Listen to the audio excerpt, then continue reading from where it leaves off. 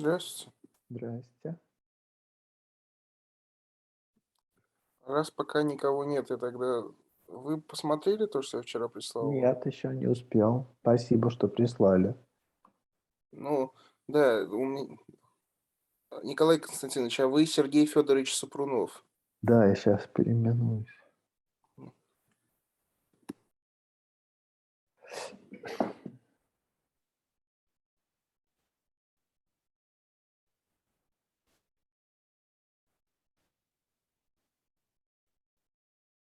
Готово. А что там, вы новую программу, что ли, запустили, да? Нет, я вот по курсовой, у меня вроде бы получилось, по крайней мере, я смог. В общем, у меня получилось в итоге, помните наше распределение 0,2, 0,2, 0,0, 0,08, вот такое АБ? И для него, например, получилось прямо, ну, оптимальное такое распределение с иксом, в общем. Но в итоге, да, в итоге я там, ну, посмотрите, так, ладно. Ну, хорошо. Я там просто взял, ну, там же надо максимум найти. Я взял какие-то штуки из оптимального управления, и вроде бы получилось. Ну, в общем, надеюсь.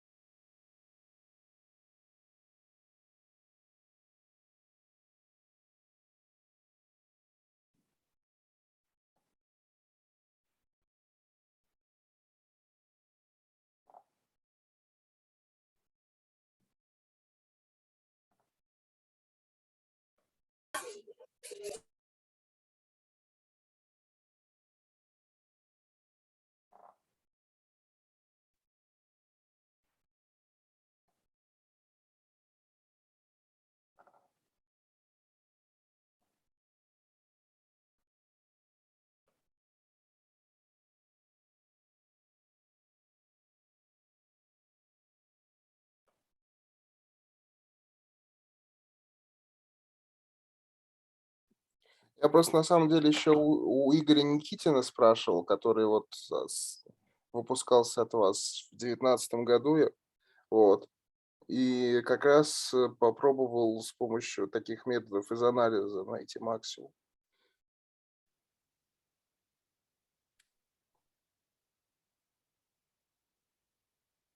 Ладно.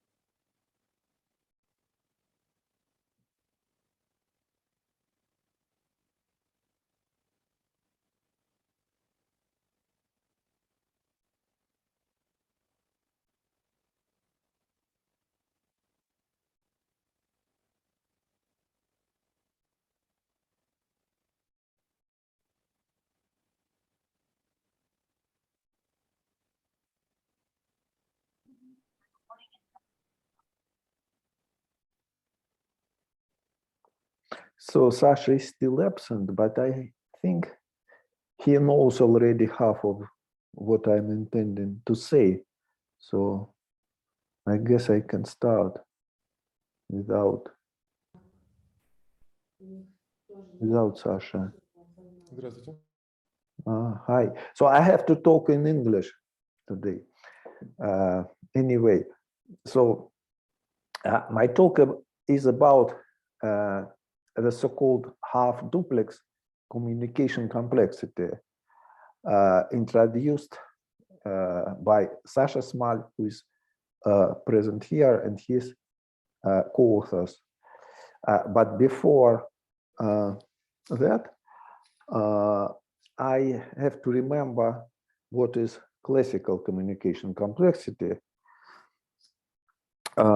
because we will need many notions from the theory of classical communication complexity here. So in classical communication complexity, we have two parties. Let's see, called, let's make it say blue, called Alice and Bob. And we have also some matrix. And Alice has a row, an index of a row, and Bob has an index of a column in that matrix. And they want both know what is in the intersection, this element, what is written in the matrix, in the row given to Alice and in the column given to Bob. In other words, they have some y and x taken from a finite set and have a certain function from the domain of those inputs. And they want to find the value of that function, which lies in yet another finite set. And that matrix is known to them beforehand, before they receive their inputs. And they want beforehand to agree on an algorithm, which is called communication protocol. And that algorithm can be represented by a binary tree.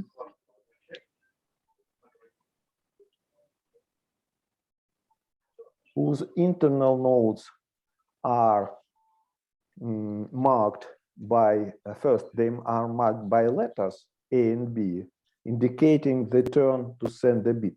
So we will assume, so informally, we assume that they have a synchronized watch, and they start at moment 0, and then every second, either of the player sends a bit to another one until they both stop knowing the value of the function. So at each round, one of the players sends a bit to another player, and the turn to move is written on the in the nodes of this tree called the protocol. So this is a tree. This tree is called the protocol, or a protocol tree. And each internal node is indicated by the turn to send a bit, for example, like that. Each leaf is marked by an answer, a value of a function, for example, 0, 1, 2, 0, 1. And besides that, every internal node is marked by a function which indicates. So who's interfering? Sasha, I think that's you, Sasha Shane. Okay, now it's no.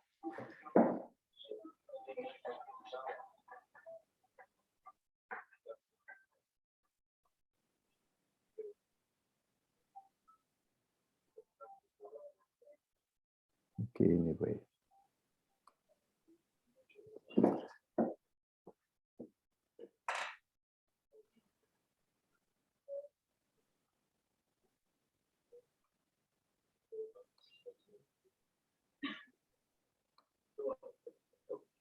And also each internal node is marked, is labeled by a function. The nodes labeled by A are marked by a function mapping x to 0, 1. For example, here, then some function g from x to 0, 1. And here is some function mapping called, say, h, mapping y to 0, 1. And that function indicates which bit sends Bob in this node. And also we can mark the edges of the tree by 0 and 1s. So 0 indicates that the bit is 0, the send bit is 1, and so on. So, and then the communication starts in this node. We will assume that they have some token, and they move that token along the edges until the token leaves reaches some leaf of the tree. And when that token reaches the leaf, then the label of that leaf is the answer the protocol outputs, the result of the protocol, and that result should be always equal to the value of the function. Okay, so that's the normal communication complexity, and we are interested in the depth of that protocol, the depth of the tree, and the minimal depth of such a tree is called the communication complexity C over of the function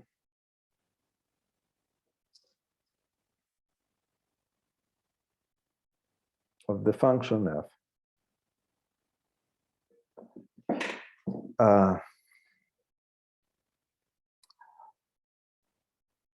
So now I think I can switch the slide.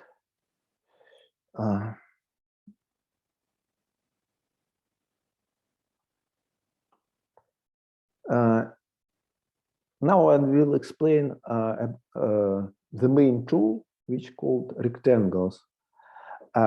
So we can visualize that process as follows.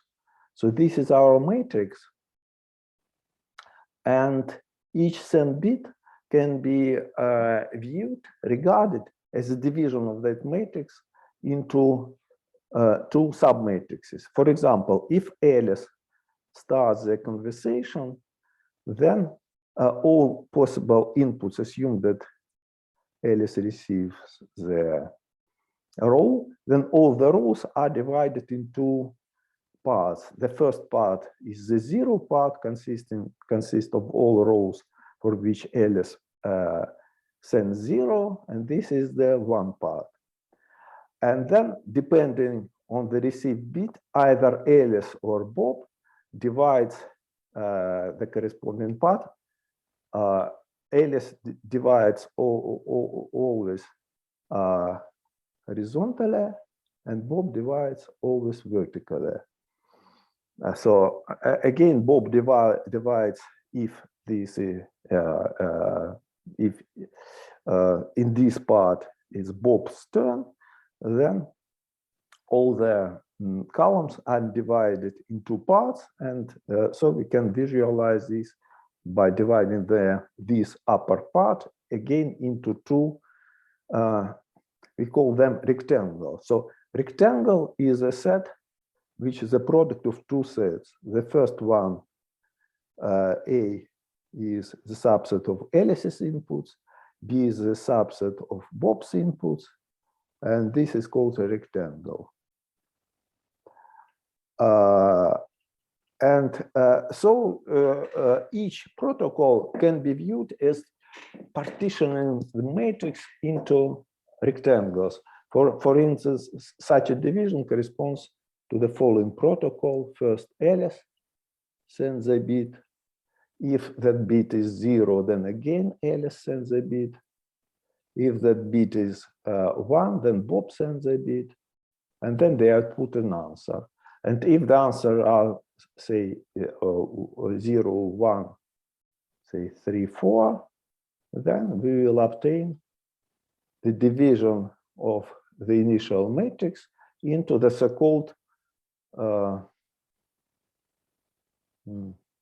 unicolored rectangles. This is rectangle whose all entries have color 0. This is rectangle whose all entries have colors 1, and so on. So that means that for each protocol, if it has, say, n leaves protocol, n leaves protocol can be transformed to division, partitioning of our matrix into n rectangles, and each rectangle is unicolored. N unicolored rectangles.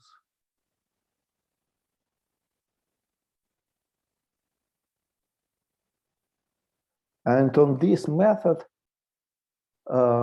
we can base lower bounds for communication complexity, which is obtained usually as follows. If we want to prove that some function requires depth d protocol, that means that the minimal number of leaves is 2 to the d, and then we show that the matrix, the minimal number of unicolored rectangles in which we can partition the matrix, is at least 2 to the d. And okay, let's clear it. Any questions so far?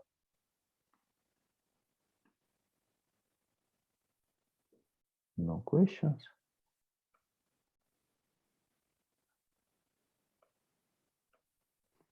No, it's quite clear. Okay, good. And usually to show that a matrix, that actually this notion is denoted by C R of the matrix or a function. So the minimal number of unicolored rectangles in which we can partition the matrix. So to prove a lower bound for this, we use usually the notion of a fooling set. So in English, this is fooling set.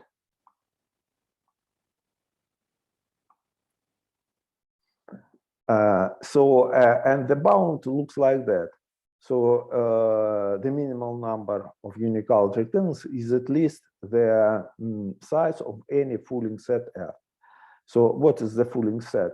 For this matrix, I have colored some entries in red, and one can easily prove that any unicolored rectangles can have only one red entry. So the definition of a fooling set is the following one. A set of entries of the matrix is a fooling set if any two different members of that set can't be covered by the same unicolored rectangle. No, for example, these two entries can't be in the same rectangle unicolored because they are of different color. Or for example, these two zeros can be in the same unicolored rectangle because if there is such a rectangle, that it necessarily contains both this and this, and these are of different color, not of color 0. Or for example, let's see, more interesting pair, this one and this one. So these are of the same color. However, this element this, and this is also the same color, but this one is of different color. And if a rectangle contains both this and this, it must contain also this, and this is of different color, so of color 0. In other words, for any two members of a Fulling set, if they have the same first component or the second component, they must be of different color.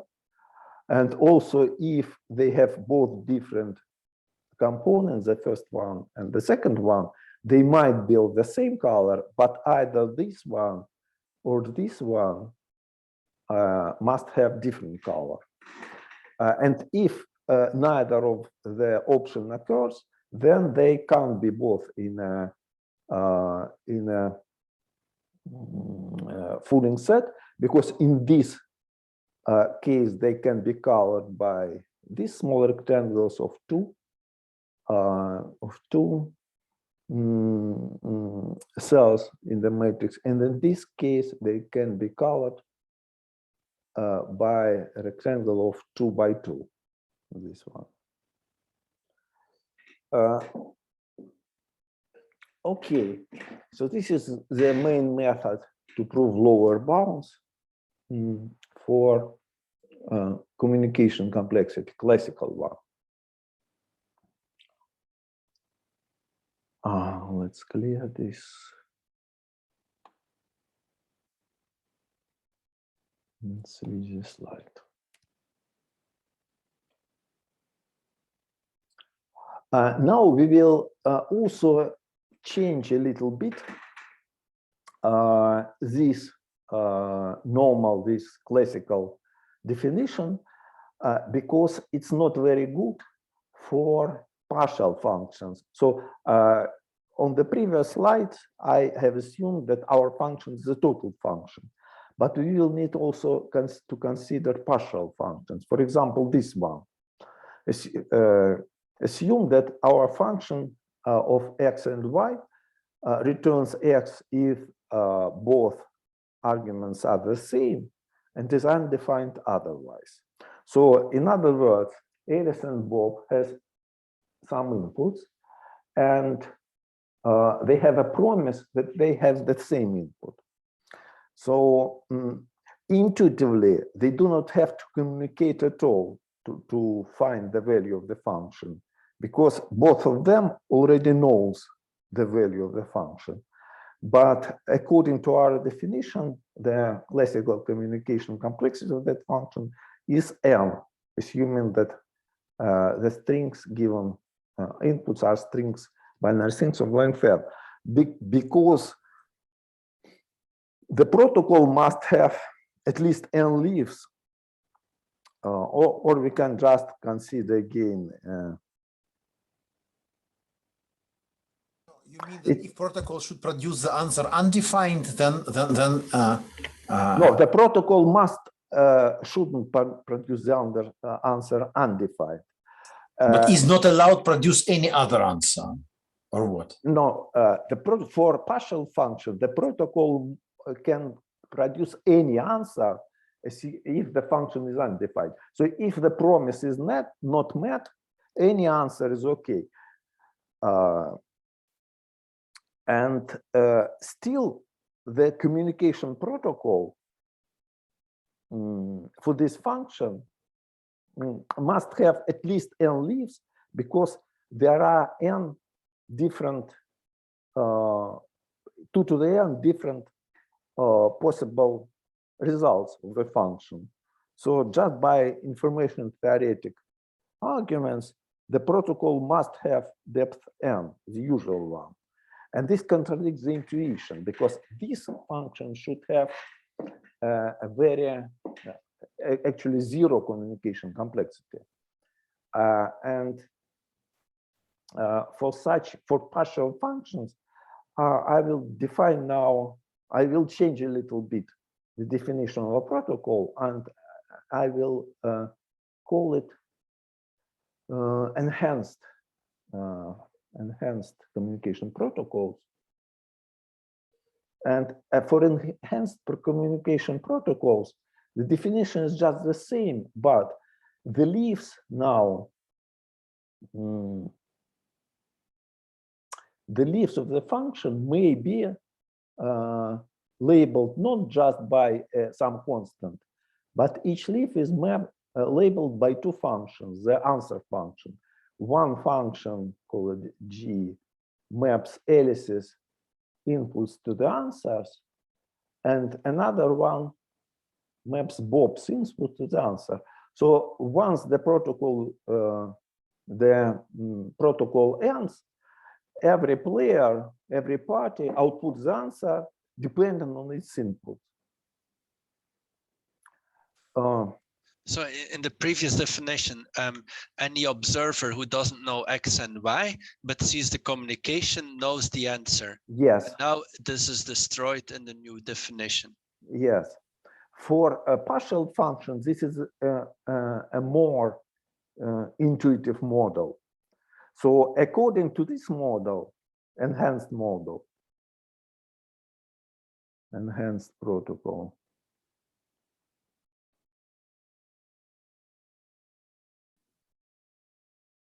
the communication complexity of the function from the previous flight is 0, because every player, just without any communication, outputs its own input. And if the promise is met, then the output is correct. Otherwise, they just output different results, but they do not care. We do not care about that because the guarantee, some guarantee is required only if the function is defined. Now we have a trivial lemma that for total functions, the enhanced protocols, every enhanced protocol can be converted to classical one, and this is almost obvious. Let's see what is written on my next. Sorry. Sasha, Shane, do you see why it is? If you mean that we can just the Alice can send all the answer bits, or when it knows the no, it's input. actually not needed. If we have these two functions, then we have a unicolored rectangle, and the rectangle have to be unicolored because the function is total. So for every leaf, to every leaf corresponds a rectangle. Yeah. Both in enhanced model, in normal model, doesn't matter. Now, if Alice and Bob both can produce the correct answer, that means, so the answer produced by Alice is constant in all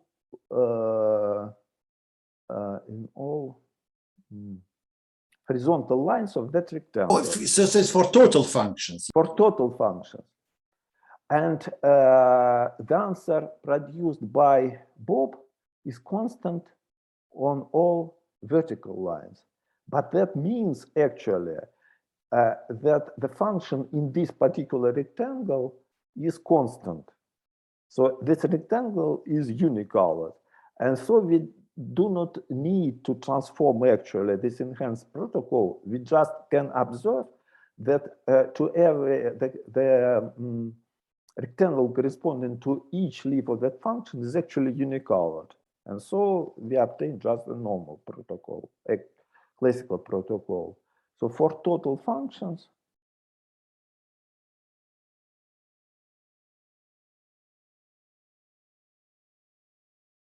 Yeah, but if we agree that Alice and Bob use their own function, then maybe it's more natural to consider the communication of two functions, one for Alice and the other for Bob. but we won't do that. So that means that we can just switch, if we want, to enhanced model, because for total function, this is the same model as classical communication in complexity, but for partial functions, this is more appealing model. This was a side remark, but it will be important for the sequel.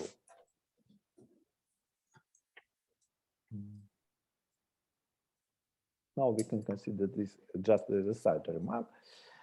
Now we can switch finally to half-duplex communication complexity.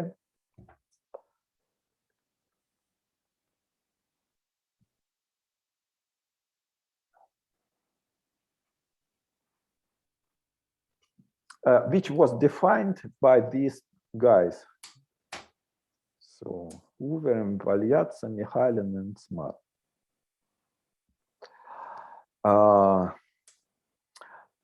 So what's the difference? In normal model, I mean in classical model, the tree defines the order to send bits. So at each node of the tree, the player knows, both players know who is to send a bit. That allows them to synchronize. So if Alice sends, Bob is listening, and if Bob is sending, Alice is listening. It's impossible that at some time both want to send, and it's impossible that at some time both want to receive. But in half duplex, we give up that requirement. It might happen that both send a bit at the same time, and also it might happen that both are listening at the same time. So there is some motivation for that, but I will skip the motivation for now. For me, the motivation is just that there is an interesting open problem regarding the half-duplex complexity. It's one motivation, and the second motivation is that it's this notion has quite practical meaning. In normal, how you say, walkie-talkie device, there is actually a button, one button, and if the button is pushed, then the player, the party, can send a bit. Otherwise, the device is in the listening mode. So at each time, you can switch from listening mode to talking mode and vice versa. And what happens in practice if both send a bit? In practice, that means that actually both bits are lost. Nobody knows. So the sending party doesn't know whether his bit or her bit is received or not, and the other and otherwise. And it might happen also that both receive. And in that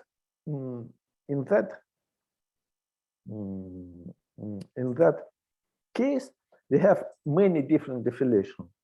So I mean, not me, they have many different definitions. First of all, it is called silence. That means that they both know, they listen to the silence, which means that they both receive some special symbol called S, say. And this is called the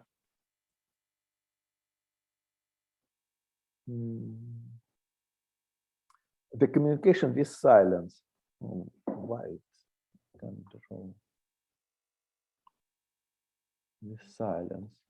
This is one notion. Otherwise, the other notion is when we assume that they receive zero. So if they both are in listening mode, then they both hear zero. So they can't distinguish. I mean, Alice, who is in listening mode, can't distinguish the case when Bob is in listening mode from the case when Bob sends zero. And the third mode, the third definition is called adversary mode. Communication, half-duplex communication with adversary. We assume that in the case they both listen, some adversary sends bits to them, and those bits can be different. For example, the adversary can send 0 to Alice, 1 to Bob, in the case they both listen. So formally, this notion is defined now by 2 protocols, by 2 trees. So for the tree for Alice is tree, and Bob's tree.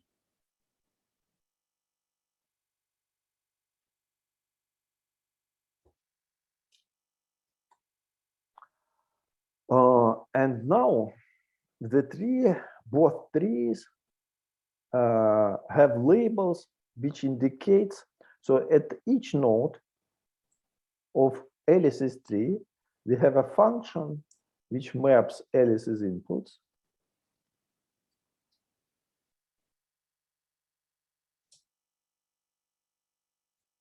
x to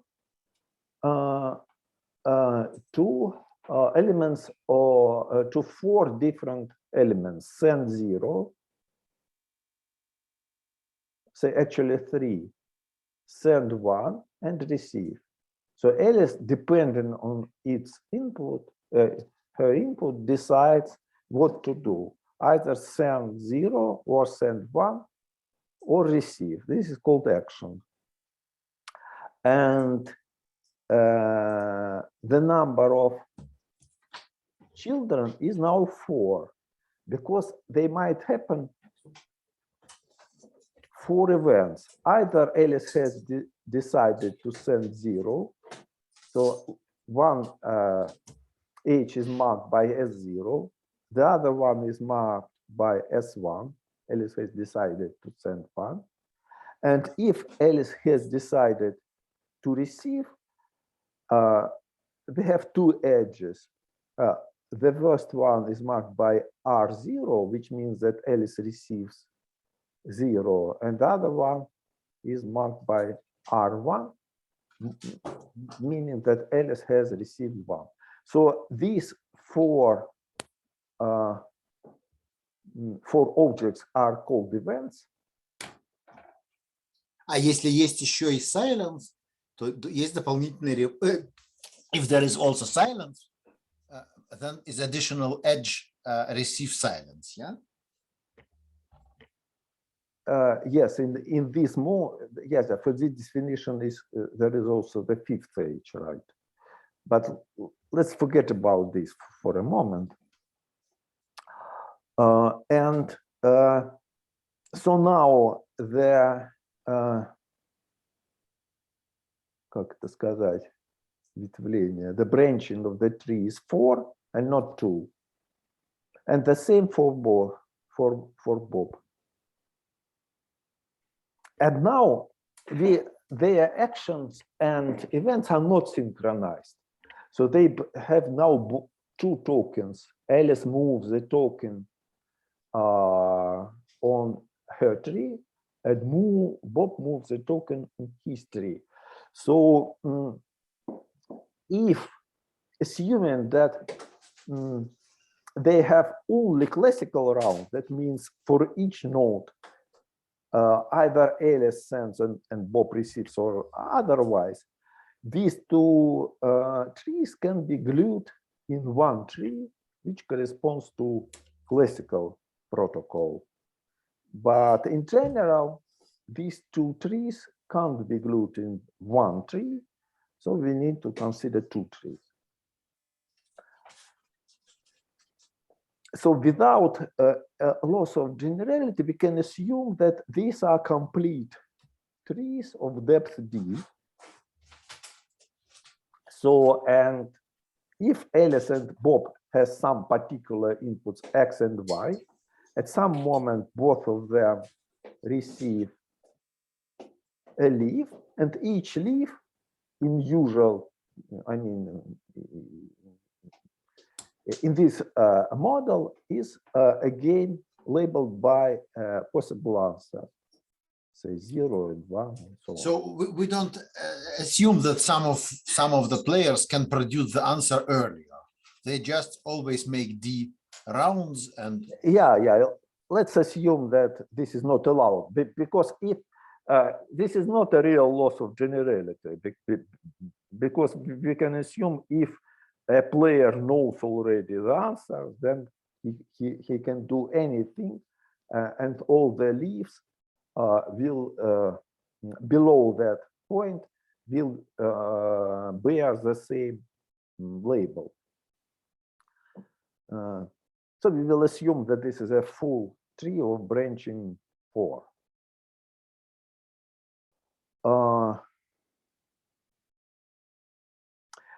Actually, they have defined this model not for computing function, but for computing relations. So this is a little bit more general, but in our context, we are only interested in comparing different models. And in this context, it doesn't matter if two models are different for computing relations, they are also different for computing functions.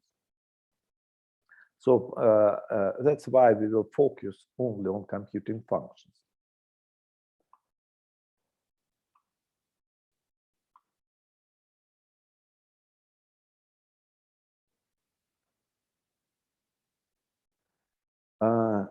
So we have now 3 new notions: half duplex communication with silence, half duplex communication with 0, and half duplex communication with adversary. And they have the following relations, which is obvious and just by definitions.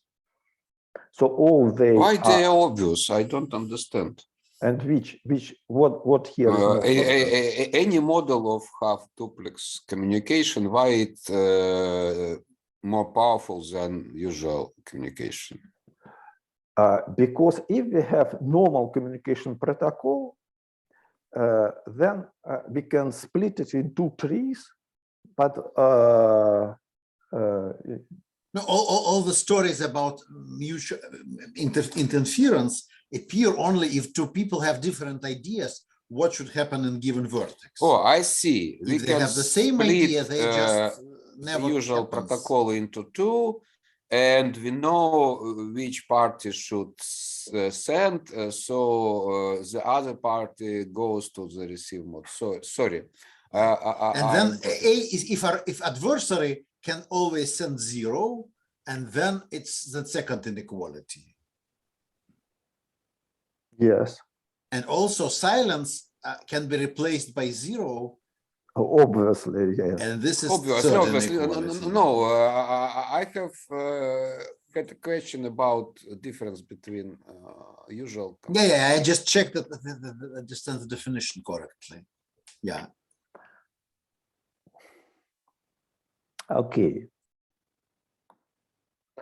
And now it happens that there are also some inequalities in the other direction. And here they are. So classical communication complexity can be upper bounded by 2 times half duplex communication with 0. And 3 times half duplex communication with silence.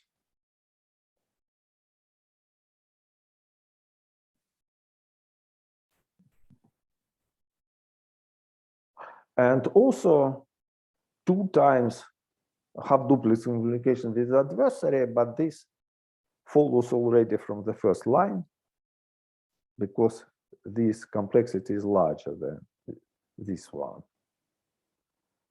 So the difference is at most 3 times between all these notions. And the main problem is this one. It's unknown. It was unknown whether these two coincide for total functions. And also, actually, those guys didn't interest at all in partial functions. So for partial functions, this is an easy problem, actually. I will show why. But for total functions, it's not easy. And as I understand, Sasha Small even thought that they coincide. At least he has written that in his PhD thesis.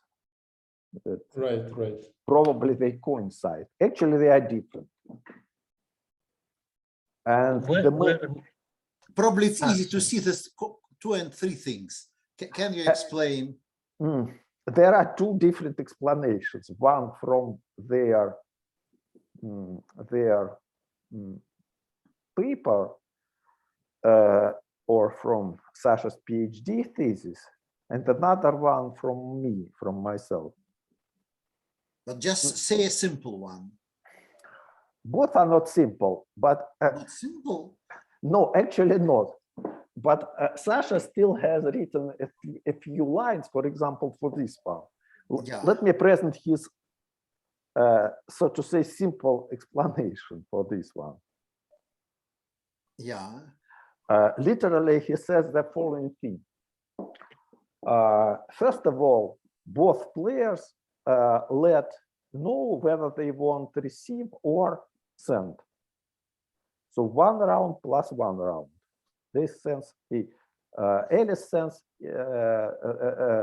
Alice says whether she wants send or receive, and then both. Yeah. And there is 1/3 round left. In that round, in the case when one wants to send and another wants to receive, the party that wants to send that bit. Yeah. And that's it. So it looks like a simple explanation, but probably there is a catch. We don't see some error in this explanation. there is a bug actually here. So let me postpone that bug. But it's so simple. I cannot imagine. Okay, Sasha. Let me ask then the following thing. Assume that both want to send. Yeah. Okay. What do they do then?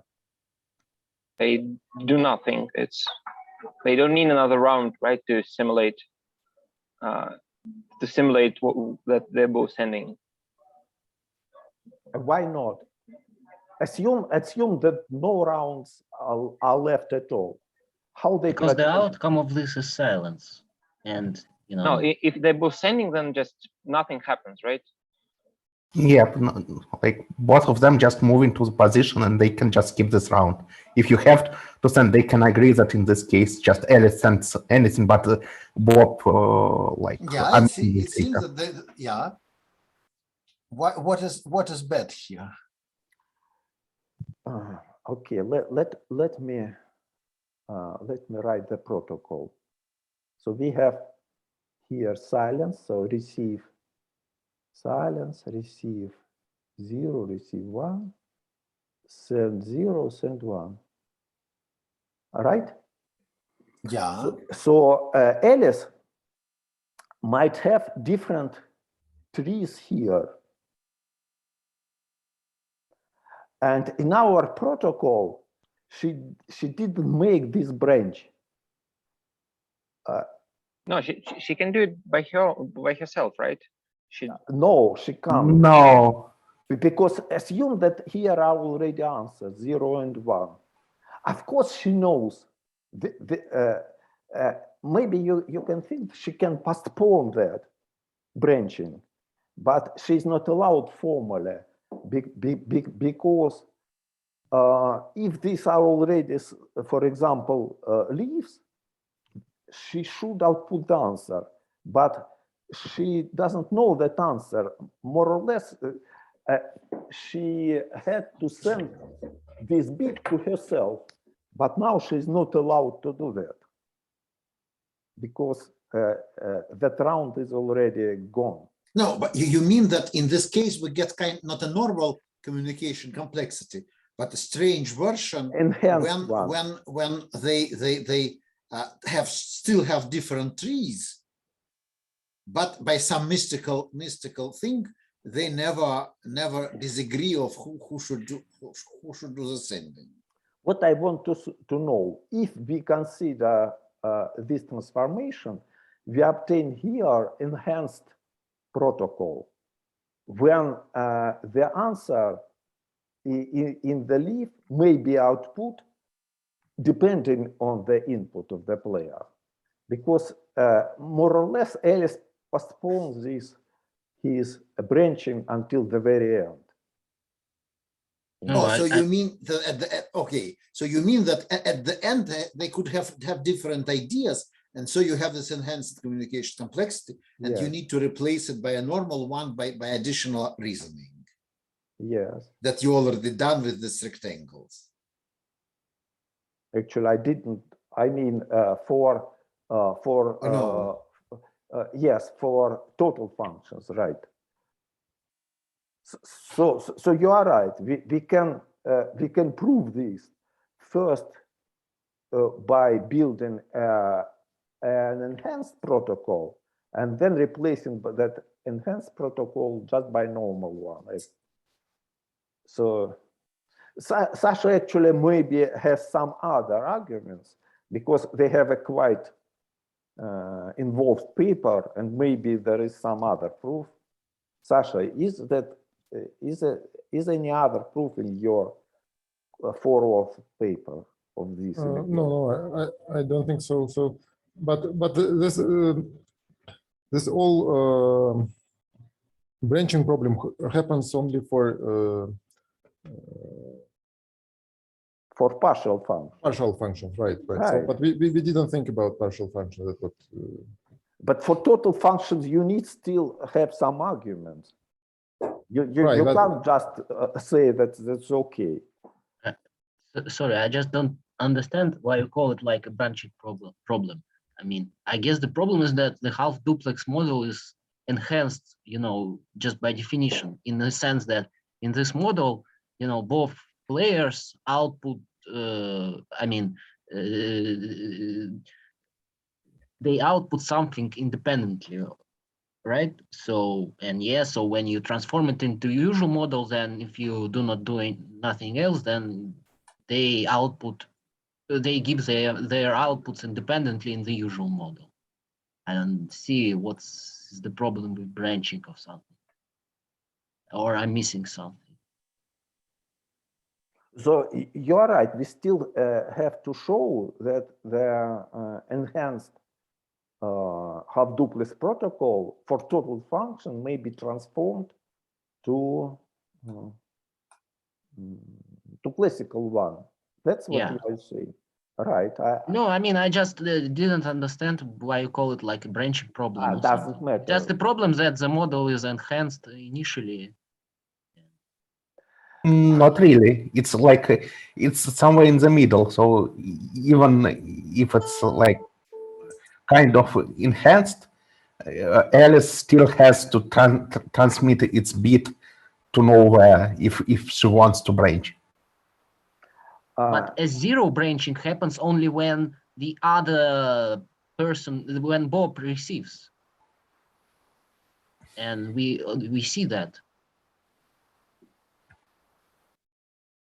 Well, I mean, formally, Alice can restore all the so there are two transcripts in the half duplex model, and from the transcript of our communication protocol, in the usual sense, both players having their inputs, they can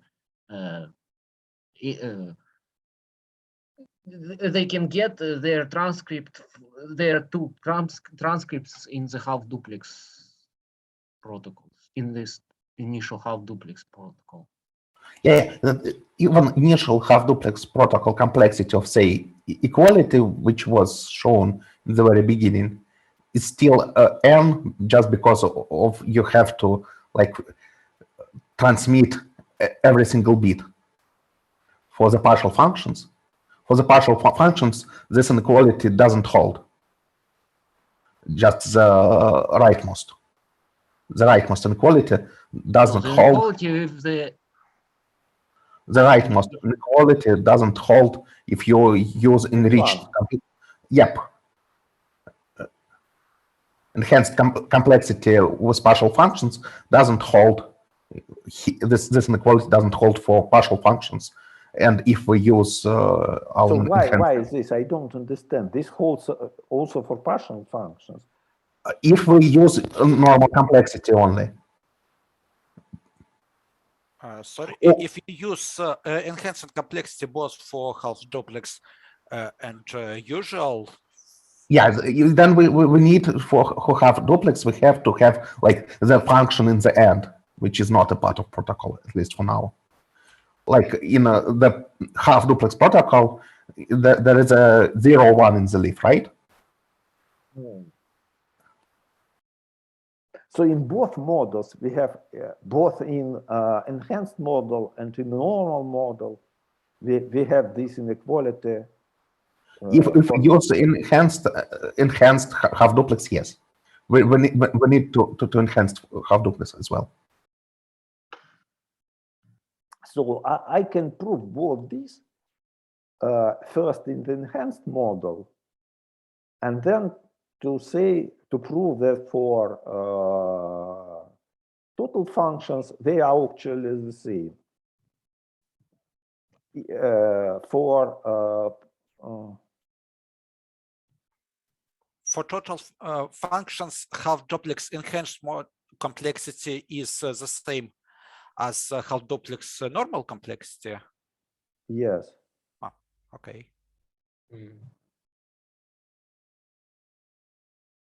Yes. That's not that clear, but I think that for half duplex communication, it's much more natural to consider just the enhanced version because they anyway they have separate trees. So why not to make the decision separately at the end? Yeah. I agree. But still, we want to prove this also for normal complexity for total functions. So let's do it anyway. And again, we will use. So you want to prove that a constant 2 thing, yeah, or what? First of all, I want to. Yes, right. Constant 2 and constant 3 also both. But constant 3 is already somehow proven, or not? No. But constant, you explained some argument. But explain some argument for half duplex model, I guess. So this you actually I do not remember that I have explained any arguments. But you say that you just say what you want to do both, and then they do it. And this is you want to show the separation or what? That was, I think that was quite intuitive, but maybe I will just repeat it once more.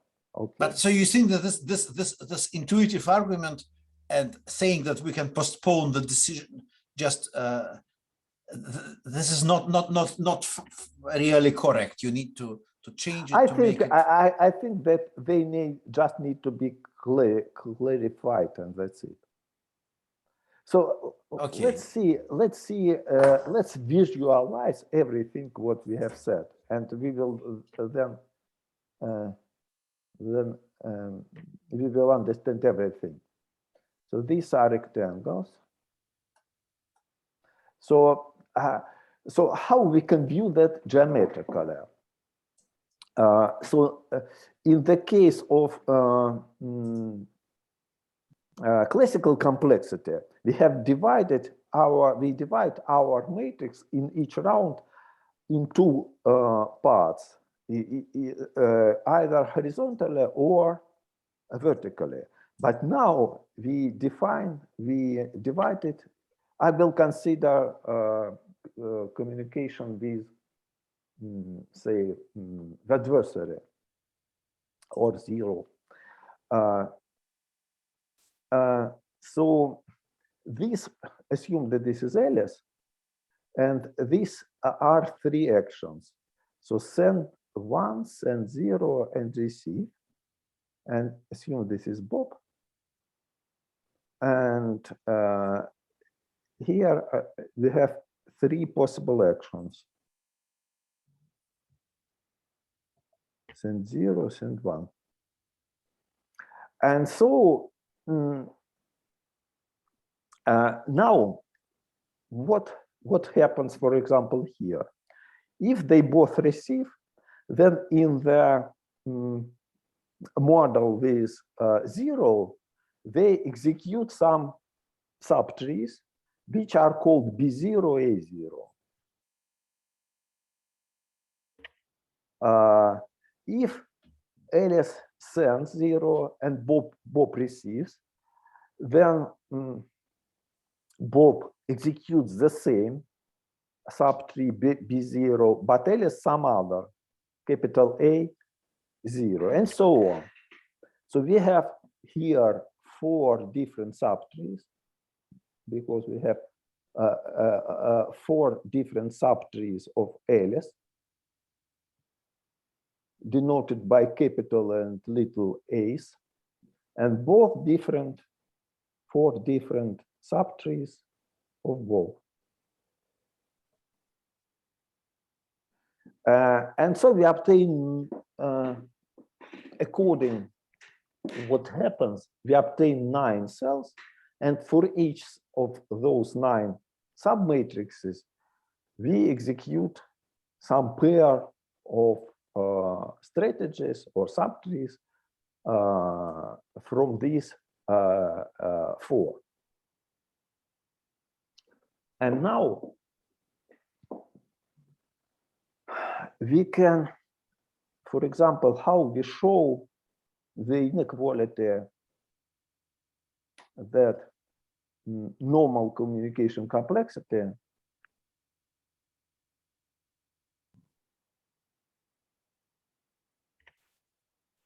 is bounded by 2 times the complexity with 0, half duplex complexity with 0, even for partial functions. So we improve this by induction on the depth of this tree, and the division is the following one. Alice first divides like that.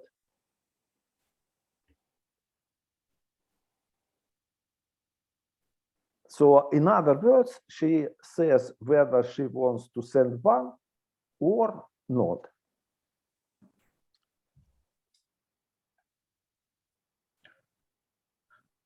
Sorry, so I mean, the argument is that you want to show some classic protocol after which they know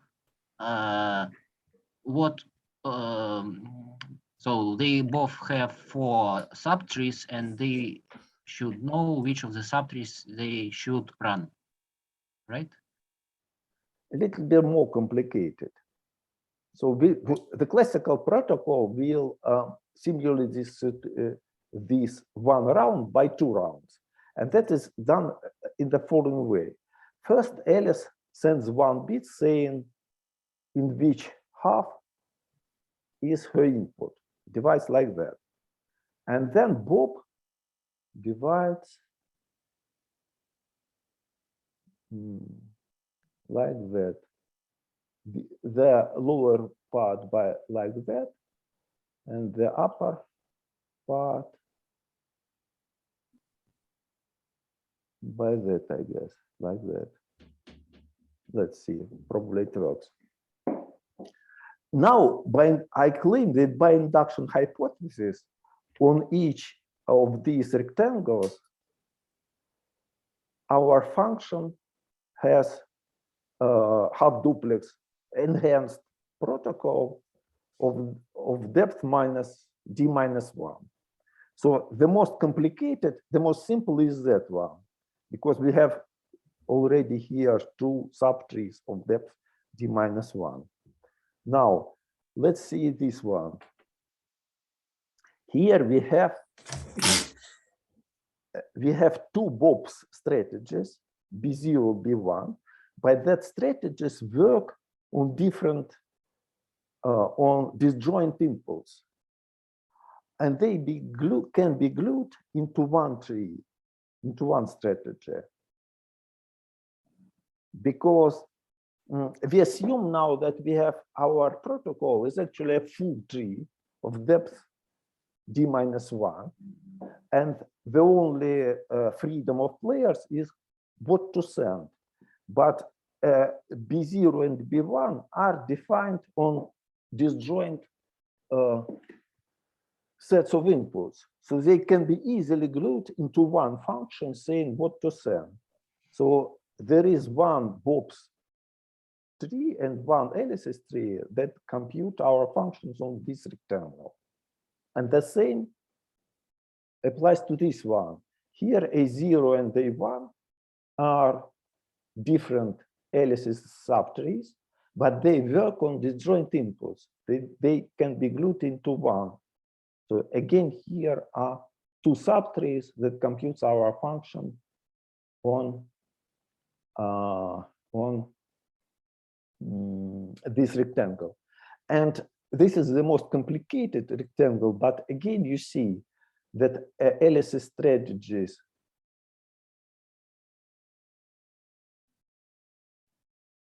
A0, capital A0 and little a0 may be glued into one strategy. And Bob's strategy, capital B0 and a little b0 also may be glued into simple one, into one strategy. So that proves this, that inequality for enhanced model. Is it true that we actually did not have to split the first row?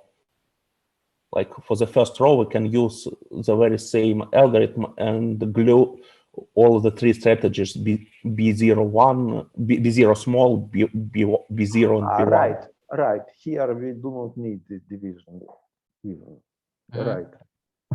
You are right.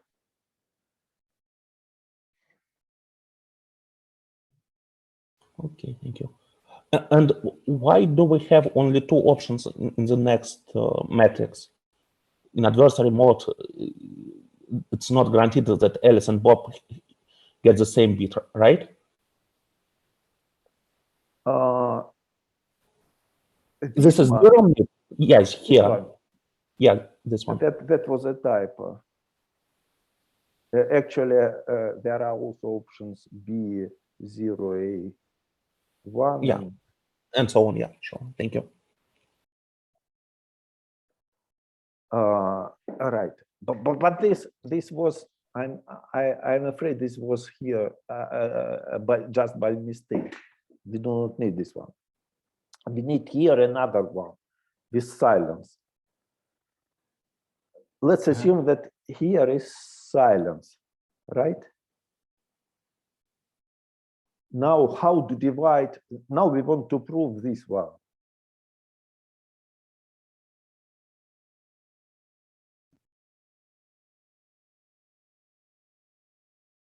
How to divide it? Now we have nine rectangles, and with three division we can't separate them from each other, but we need somehow to separate this picture into 8 rectangles. So that on each rectangle we have some 2 trees computing our function. How to do that? Probably we need, for example, make this. But what is written in the rectangle in this corrected place? Yes, so this corresponds to what receiving? Here is written 2 strategies, AS and BS. Yep, exactly. Meaning 2 subtrees, which corresponds to receiving silence by Alice and Bob. Yeah. So there is no choice here. Just. Yeah. So this rectangle should be separated from all the other. So we need probably to do that and that division, right? Yeah. That's clear. But that's only 2 rounds, and it's not enough. I mean, that's bad, I guess. That's bad. Because yeah, now but we can separate this and, you know, no, on the top, B1, A1, B0, A0. So we have 3. Like that? Sasha? Yeah, I mean, you just Just add one more write the part. same lines as before, but we just can, you know, Add one more. Yeah, and one more. Yeah, just basically, yeah, So- that so- line so- and 2 okay. lines, 2 horizontal lines. Like yeah. that? Yeah. I No, guess you can start with the actually. Let's do it like that, Sasha, right? Yeah. And then No. I guess you need Restore your previous lines. Why you are not allowing us to write? But okay, but the previous lines were Yeah, like so- that. 1 Yeah. and 2. and 1 just a little bit above. Yeah. and And why add one there more is a square horizontal 2 by line, 2? which is We just can slightly. split it horizontally or vertically. Yeah.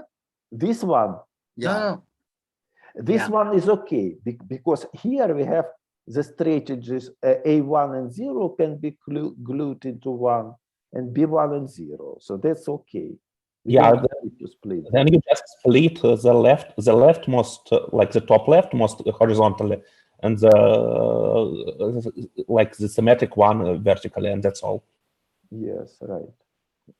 I guess so. Yeah.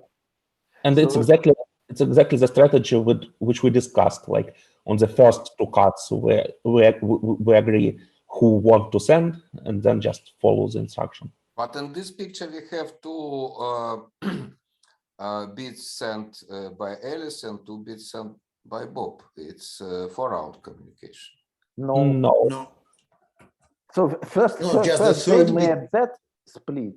Next, in the second they made that split. And then But they then, both know where they are. And depending on what happened, either Alice or Oh, I Bob, see. Sorry. Mhm. and that shows our inequalities for an enhanced model only.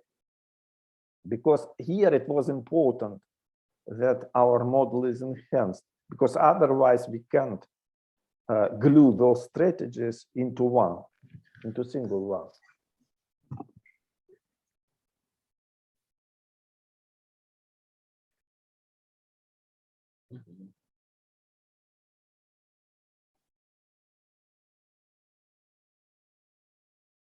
So that means that we have now to prove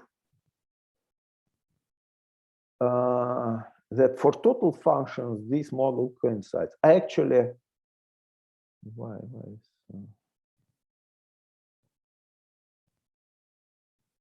okay. Let's postpone this beautiful picture. So this is our theorem I want to show, that half-duplex complexity of a total function is the same for enhanced and classical models. And this one was already proof for classical models. So why is this?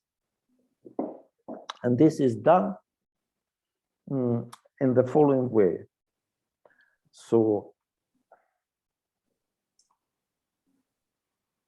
the proof of this. So we are given a half duplex protocol for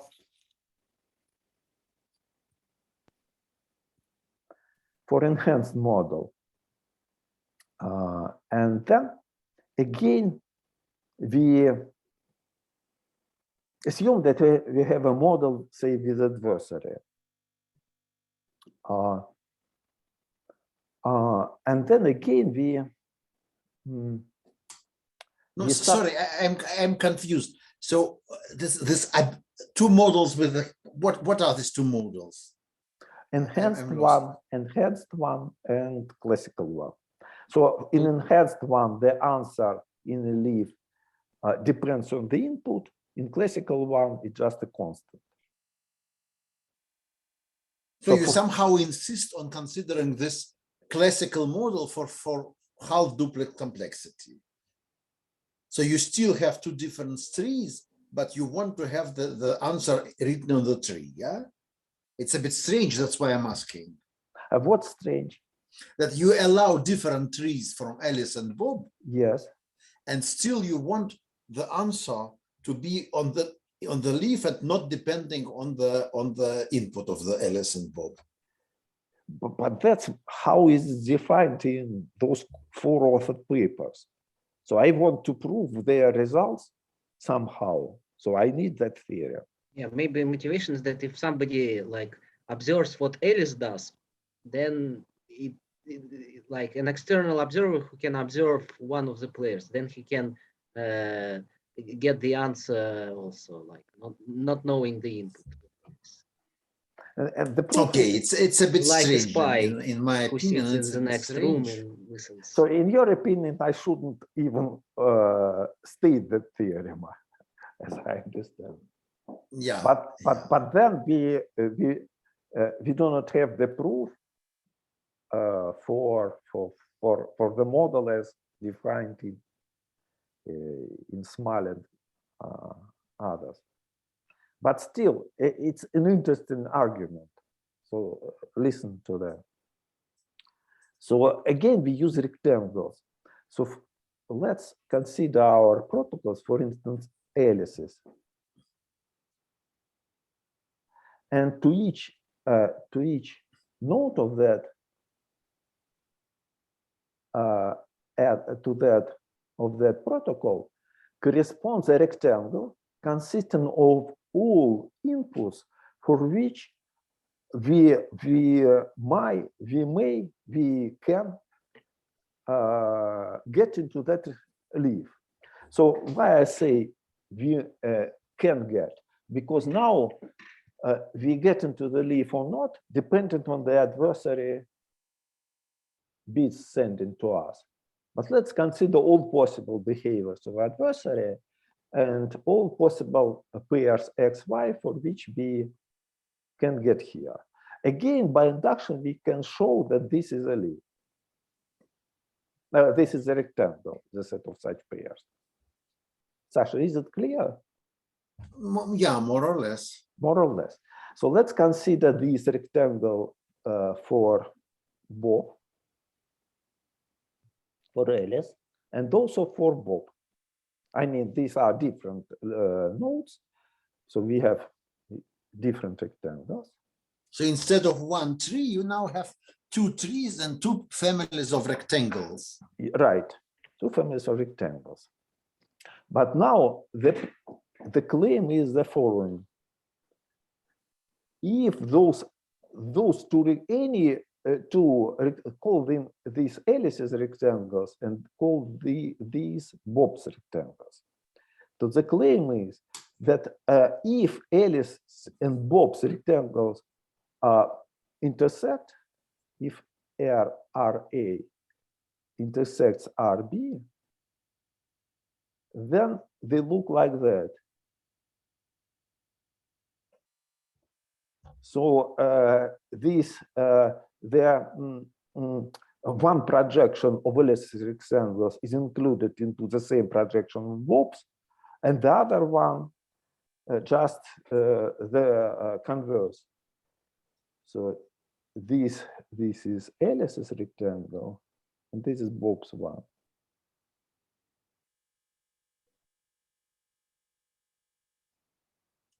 More or less, this is because the only information about X Bob has is obtained from Alice's messages. So Alice has more information about the input than Bob's one. And this is proved just by induction.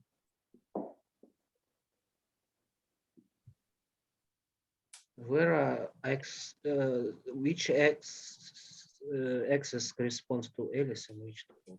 Yeah. this is Alice's, and this is Bob. So Alice has a row, and Bob has a column. So Bob's projection is always smaller than Alice's one, and Alice's projection, this one, is also smaller than Bob's one. So intuitively, it's clear. This is clear. For example, we can we can prove this for the first round. This is very easy to see. So what are after the first round Bob's rectangles? This one corresponding to the event I have sent one, this one, the second one, and then this one, and this one. I'm sorry. In the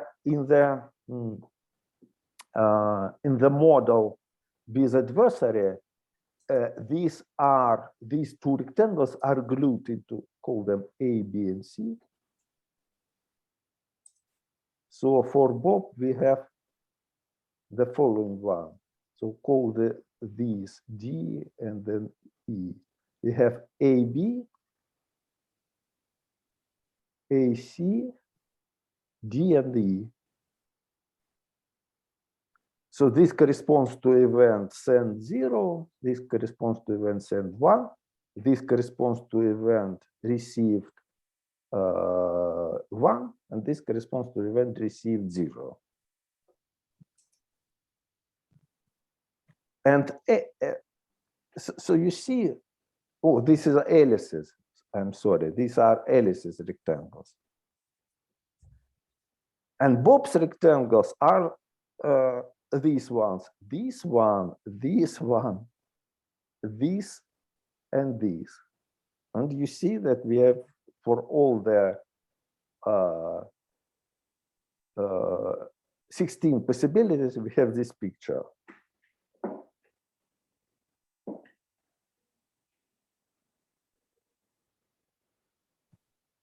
And now I have to complete the proof. Assume that we have already proved this. And then we use this for the leaves. And for the leaves, we know that Bob's answer depends only on his coordinate, this one, and Alice's depends on her one. That means that in our matrix, the entries of the matrix are the same along all vertical lines here, and are the same along all horizontal lines here.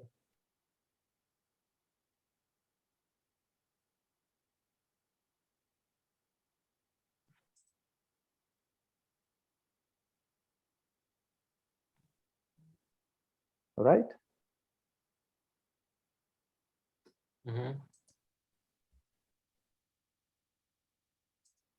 The other way around.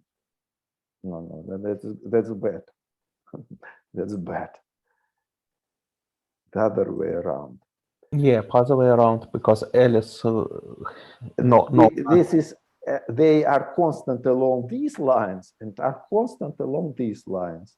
Yeah, and this implies that they are constant in the whole cross, this cross, right?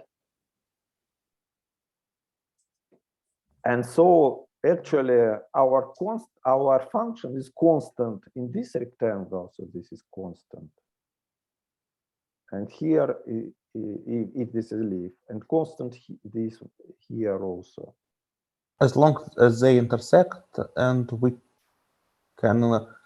So no, actually, if some rectangle here is possible, that means there is some situation when we get here, then here we have constant function because there is some other rectangle here which intersect this one.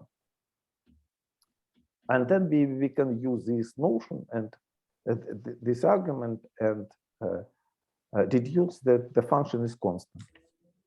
All right. And if some leaf is just impossible, so there is no clear when we reach that leaf, it doesn't matter what is written here. No, so let me ask a question. I am lost completely, but just consider the model when just a more abstract thing. So imagine that at every step, some of them has not just send and receive. They can have some options. They choose some options, and they execute some options. And then, depending on what kind of options they execute, they also receive some messages. Depending on maybe on the adversary and on the actions of both. So you have two specific examples for silence. But there is nothing special in this. You can consider any rule.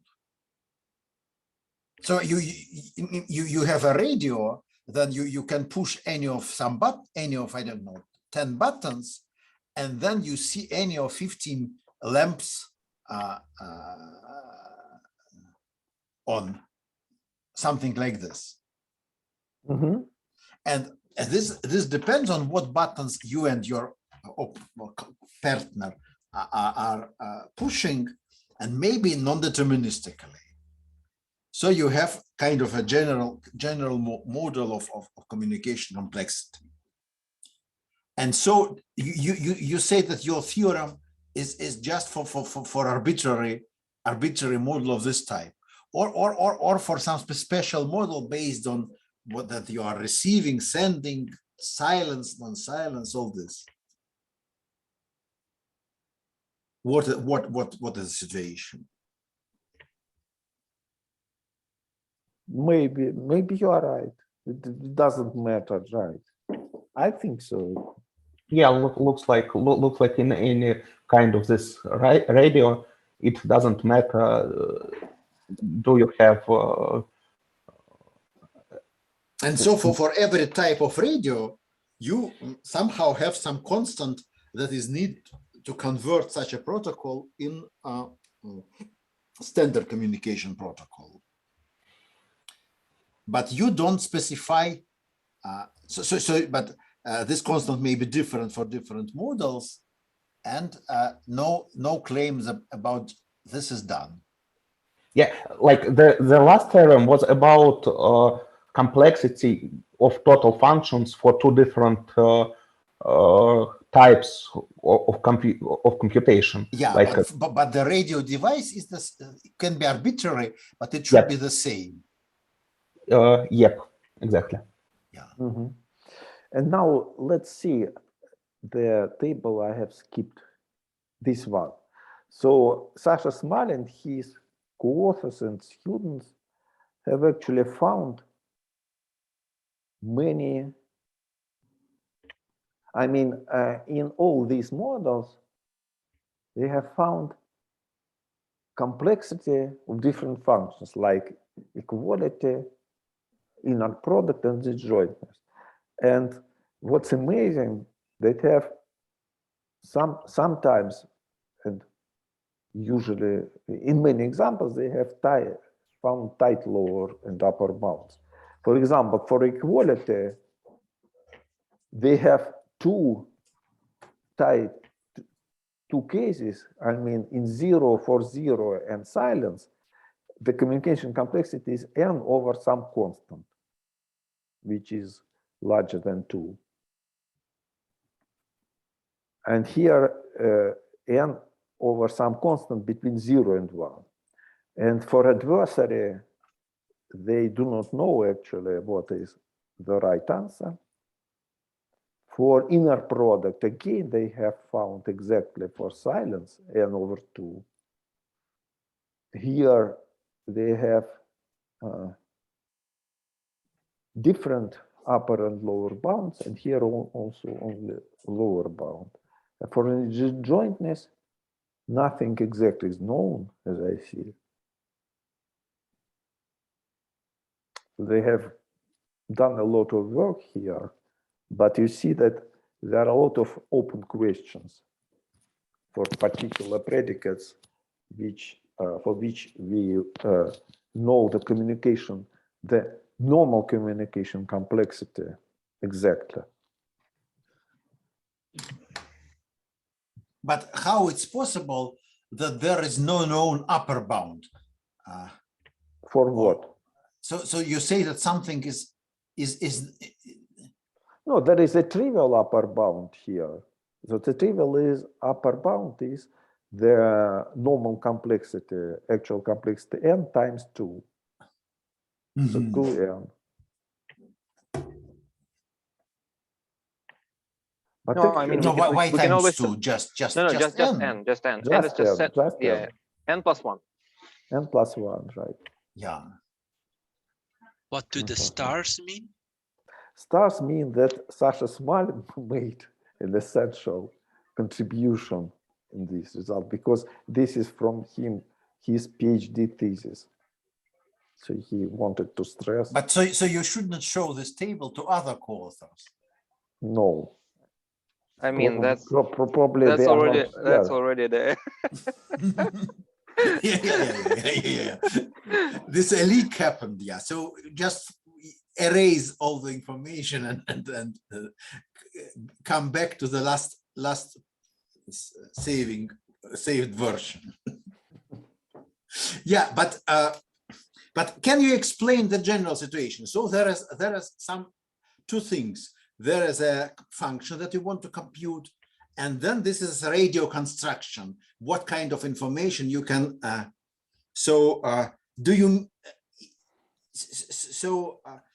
One would expect in terms of, I don't know, in the flavor of Shannon information theory, one could expect that this radio construction, which has some kind of capacity, and so each bit in this new construction, this type of radio is equivalent to alpha bits in the normal communication. But this is not the case, because for different functions you have different things. Right.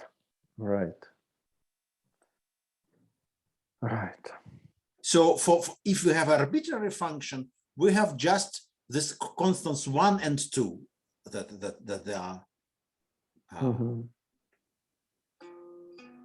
But for some specific functions, we have better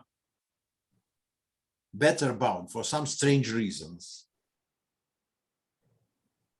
And so that the entire motivation of this business is to show that some types of radios are better for some types of functions, while the others are better for other type of function. That's what you are saying. Right. They have completely other motivation for that, because they use all this stuff. I mean, not this table, but the model itself.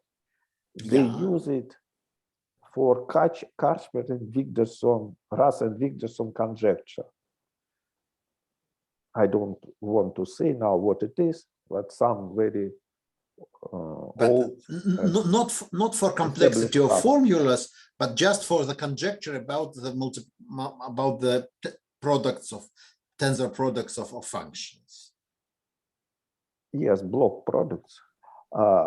Yes, but that is used for in turn for formula complexity. But for the Russ conjectures can be also considered for any type of device, communication device. What is so special about these three types you consider? Maybe I can briefly answer that. So the main idea is that so there is this weird thing that suppose we are given a function as a part of the input, and we want to solve Karchmer-Wigderson game for this function. And the function could be different for both players. And then we can return whatever we want. It's an undefined, right? Yeah, yeah. Which function could be different? Sorry. So both players are given some function f and g, and if f is equal to g, they have to solve Kachman-Igorson game for f. Yeah. But if they're different, they can return whatever they like. Yeah. So there is this argument that, well, let Alice execute the protocol for f and Pop execute protocol for g. They will get some answers, and if it's the same function, that would be a correct answer. And if it's not the same function, well, they don't really care, right? Yeah. And in normal model, it is not a valid, what I just described was not a valid protocol. Because maybe the first round of Kachman-Igorson game for Alice requires Alice to speak. Yeah. And first round for Kachman-Igorson game for Bob requires Bob to speak. So what I defined was not a protocol, but it is a protocol in half-duplex model. Mm-hmm. So we can do these kind of tricks by just like combining protocols for different functions in just one protocol, and that is surprisingly useful for studying Kachman-Igorson game, for replacing like functions with multiplexers, and then studying that instead of studying functions.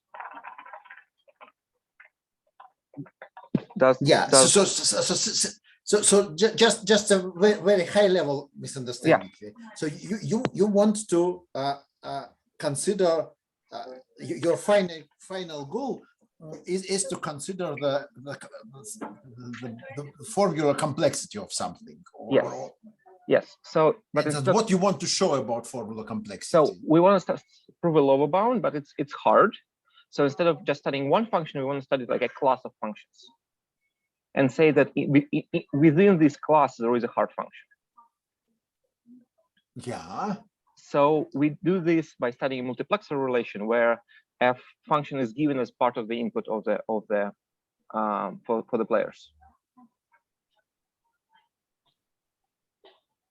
Yeah. So the final goal is to get the lower bound for the hardest function in a class. Yes. And so this corresponds to some kind of Kachman-Igorson game. Yeah. Yes. Which one? Say it again. So it's a multiplexer version where function within a class is given as part of the input, but they don't need to find a difference between the functions if they're different. They either have to find a difference between inputs or just say that functions are different. It's like semi-Kachman-Igorson game. And so you say that there is a kind of semi-Kachman-Igorson game, which is exactly corresponds to the question of the maximal formula complexity in the class, or it provides a lower. Well, not quite. The semi-Kachman-Igorson game, complexity of these semi-Kachman-Igorson games in half-duplex model is equal to the half-duplex complexity of the hardest function in the class. And this connection, but this corresponds to formula size, or no? Because we do it in half-duplex model, which is not, which does not correspond to formulas. So we want to do it for actual communication complexity, but in there this connection fails. So there is no connection with Boolean formula complexity of formulas and half-duplex complexity of classes or whatever. Well, so to get this connection, we actually need to define a new model that is called like this semi-half-duplex or like quasi-half-duplex, which is even weirder than this. And then there is a connection. So.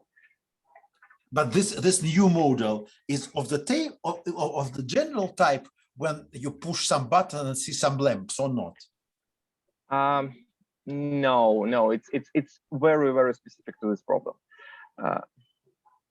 So it has some conditions. It's like a half-duplex model with additional conditions on when they can do the non-classical rounds.